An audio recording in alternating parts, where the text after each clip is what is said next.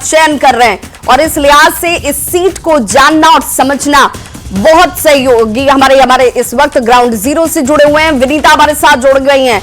विनीता, आपसे ही समझना चाहेंगे, लोगों को अपील करेंगे कि वोट दे दें।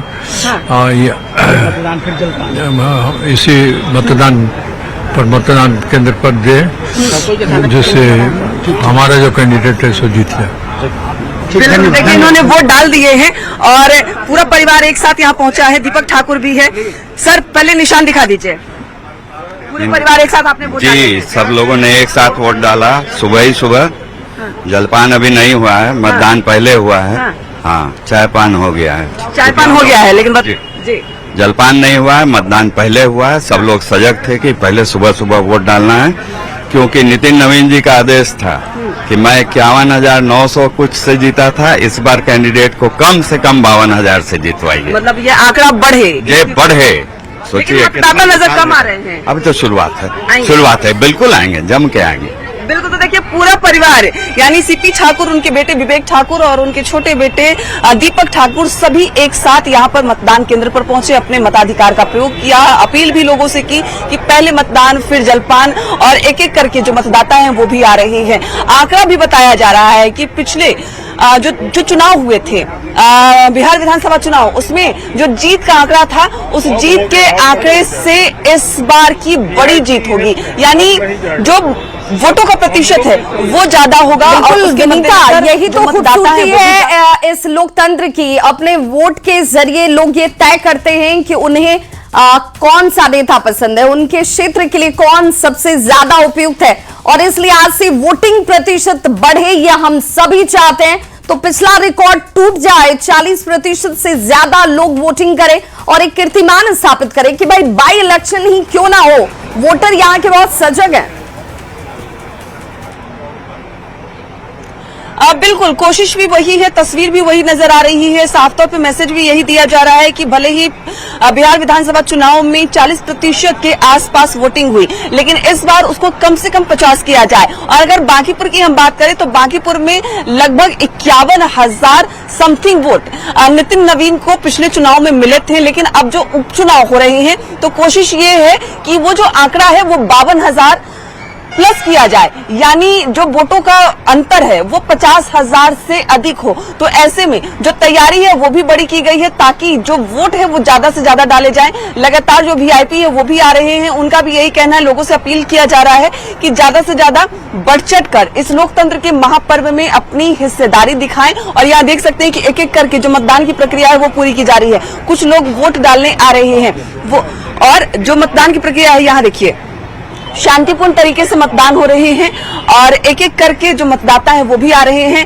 हाँ, लेकिन ये जरूर है कि शहरी क्षेत्र होने के कारण और पटना का जो ट्रैक रिपोर्ट भी रहा है कि यहाँ जो मतदान प्रतिशत है वो हमेशा कम होता रहा है, तो वो तस्वीर भी नजर आ रही है। और ऐसे में लोगों को जागरूक होने की जरूरत है, ज्यादा से ज्यादा मतदान करें, बाद में जलपान करें, मतदान केंद्रों पर पहुंचे और अपने मताधिकार का वो तस्वीर भी हम अपने दर्शकों को दिखा रहे हैं, जिसमें एक साथ 3 पीढ़ियां जो है अपने मत का इस्तेमाल करके यहां पर लोकतंत्र की ताकत को दिखाती हुई भी नजर आई। संवाददाता अमित भी हमारे साथ,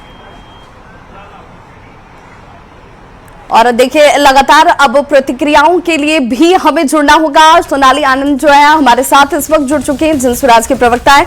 सोनाली जी, चूंकि आपकी तरफ से प्रशांत किशोर जी इस बार पहली बार चुनावी मैदान में उतरे हुए हैं, लोग आज तो लोकतंत्र में अपने वोट के जरिए ये तय करेंगे कि किसके साथ जनता का मन जाता है, उसका दिल जुड़ता है। आप कितनी आश्वस्त हैं, यहाँ की जनता किस आधार पर आज वोट कर रही होगी? जो भी चीजें हम यहाँ पे ग्राउंड पे देख रहे हैं, जनता अपनी सुविधाओं के लिए वोट करेगी, अपने अधिकार के लिए वोट करेगी, जो उसकी हकदार है उसके लिए वोट करे, जिससे वो सालों से वंचित रही है।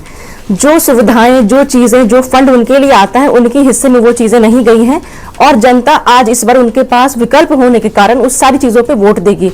और जिस बेस पे एनडीए की सरकार या फिर भाजपा की सरकार दावा करती आ रही है कि हम बहुत बड़े मार्जिन से जीतेंगे, वो बेस है इनका सिस्टम। कल रात भाजपा के सिस्टम ने या फिर पुलिस विभाग ने जनसुराज के 20 से अधिक साथियों को इलीगली डिटेन किया। किस धारा के अंदर किया ये इन्होंने नहीं बताया, और कहां डिटेन किया, किस जगह पे रखा ये भी इन्होंने नहीं बताया। कल पूरी रात जन स्वराज की टीम पुलिस स्टेशन में बैठी रही और उन्होंने एक भी बातों का जवाब नहीं दिया कि किस बेस पे उन्होंने जन स्वराज के साथी को डिटेन किया है। और जो वहां के एसएचओ है ना, उनके पास रिकॉर्ड की जानकारी है, ना उनके वो रिकॉर्ड दिखा रहे हैं, ना सीसीटीवी की वो बात कर रहे हैं, ना अफसर का नाम बता रहे हैं, ना वो ऑर्डर का नाम बता रहे हैं। तो ये साफ साफ दिखाता है कि ये सरपरस्ती जो उनके ऊपर है वो उनका मनोबल ऊंचा कर रही है जनता पे अपना प्रेशर बनाने के लिए, और ये सारी चीजें यहाँ पे देख रही हैं। सोनाली, तो मैं एक सोनाली, बात यहाँ आपको पे बस ऐसा कहना लगता चाहती है हूँ कि जनता किसी दबाव में आ जाती होगी, जनता किसी से इन्फ्लुएंस हो जाती होगी? जनता तो अपने लिए सुविधाओं की बात करेगी ना। जब मान लीजिए कि कोई किसी के दबाव की बात कह भी दे, लेकिन जब वो बटन दबाने जाएगा तो वो ये जरूर सोचेगा कि हमारे क्षेत्र में विकास हुआ क्या, स्वास्थ्य व्यवस्थाएं दुरुस्त हैं क्या, नली गली सड़क यहाँ पर नजर आती है क्या? यही मैं कहना चाह रही हूँ कि जिस नीतीश कुमार जी के नाम पे ये चुनाव लड़ रहे हैं, उन्होंने जो पुलिस का बेस्ट सिस्टम स्टैब्लिश किया था, उसका सफर इन्होंने वर्स्ट सिस्टम तक कर दिया है। तो ये सारी जनता देख रही है। ये पूरे माध्यम से चुनाव को इन्फ्लुएंस करने का प्रयास किया गया है, हम पे प्रेशर बनाने का प्रयास किया गया, और ये जनता देख रही है। और मुझे ये बात की खुशी है कि ये सब कुछ लाइव रिकॉर्डिंग हो रहा था, लाइव टेलीकास्ट हो रहा था, और ये बहुत ही अच्छा रहा जनता का निर्णय, और साफ हो जाएगा। और एक बात बस अंत में मैं ये कहना चाहती हूँ कि जब एक पॉलिटिकल पार्टी, प्रभावशाली व्यक्ति पे जब आप इतना दबाव बना सकते हैं, उसके प्रति आपकी जवाबदेही नहीं बनती है। और बिल्कुल इस वक्त एक बड़ी खबर आ रही है, सीधे रुख कर लेते हैं अपने सहयोगी राहुल का। राहुल, क्या